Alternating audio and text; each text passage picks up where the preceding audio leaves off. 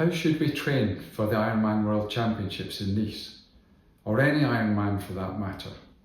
Are carbohydrates necessary for optimal triathlon performance?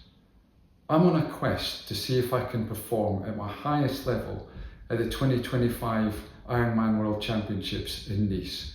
And I plan to do this using a total of 0 carbohydrates. Why, I hear you say? Is this wise? How foolish is this guy? All of these are perfectly reasonable questions, of course. Well, up until now, everything's been going really well, but will it continue? If you'd like to see what happens next with regards to my Ironman training and this novel approach to nutrition, then please stay tuned. Hi everyone, and welcome to my YouTube channel. I'm Sandy Whisker, and I'm a triathlete in the 55 to 59-year-old age group.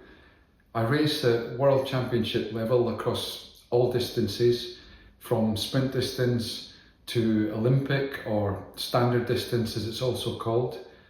In the last 3 years, I've raced at the Ironman 70.3 World Championships, and I now also race the full Ironman distance. Between 2017 and 2023, I was on a fairly standard, fairly unhealthy diet, and I also used the traditional approach of using copious amounts of carbohydrates to fuel my triathlon training and racing. But just over a year ago, I made the transition to a low carbohydrate lifestyle, and I've incorporated that into my triathlon training and racing such that I no longer depend on high levels of carbohydrates, because my body has become fat adapted and I now use fat as my primary fuel source. Indeed, last August I raced the Ironman in Tallinn in Estonia, and I finished in between 10.5 and 11 hours. I used a total of 6 grams of carbohydrates in that race. My performance was good enough to get me a slot at the 2025 Ironman World Championships this year in Nice. Then in December past, I was in Taupo in New Zealand for the Ironman 70.3 World Championships. And in that race, I didn't use any carbohydrates, 0 carbohydrates. I came in just under 5 hours, and I actually had the best result I've had at these championships. I was in about the top 20%. And this was despite being another year older in the same age group. So despite having radically changed my nutrition approach, I've seen no decline in performance. Indeed, I've probably seen some benefits which I'll be sure to share with you in future videos. Going forward with the channel, I'll be sharing with you how I train and how I fuel in the build up to the Ironman World Championships this year.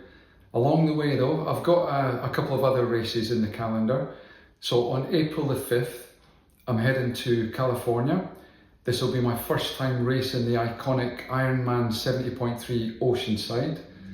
And then on June the 29th, I'm off to Spain in Pontevedra for World Triathlon's Long Distance World Championships.